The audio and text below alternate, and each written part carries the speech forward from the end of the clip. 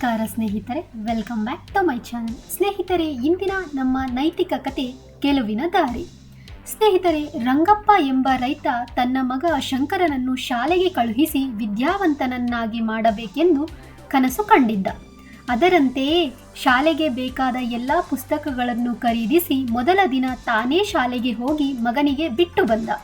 ಶಾಲೆಯಲ್ಲಿ ಹೊಸ ಗೆಳೆಯರು, ಅವರ ಕೀಟಲೆ, ಬೈಗಳು, ಹೊಡೆದಾಟ, ಮೇಲಾಗಿ ಶಿಕ್ಷಕರೆಂಬ ಭಯದಿಂದಲೇ ಶಂಕರ ತತ್ತರಿಸಿದ.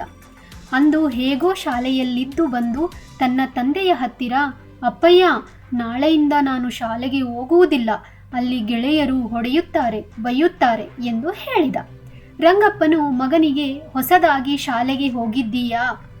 ಸ್ವಲ್ಪ ದಿನ ಮಗ, ಏನೂ ಆಗುವುದಿಲ್ಲ, ಮುಂದೆ ಅವರೇ ನಿನಗೆ ಮಿತ್ರರಾಗುತ್ತಾರೆ, ನೀನು ಧೈರ್ಯದಿಂದ ಇರು ಎಂದು ಹೇಳಿದ. ಆದರೆ ಶಂಕರನು ಕೇಳಲಿಲ್ಲ.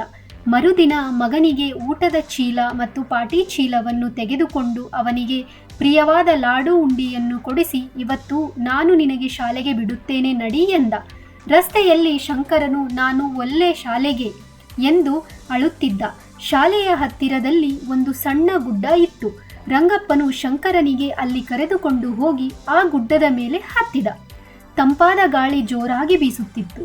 ನೋಡು, ಈ ಗಾಳಿಯನ್ನು ಹಿಡಿಯುವುದಕ್ಕೆ ಆಗುವುದಿಲ್ಲ, ಕಣ್ಣಿಗೆ ಕಾಣುವುದಿಲ್ಲ.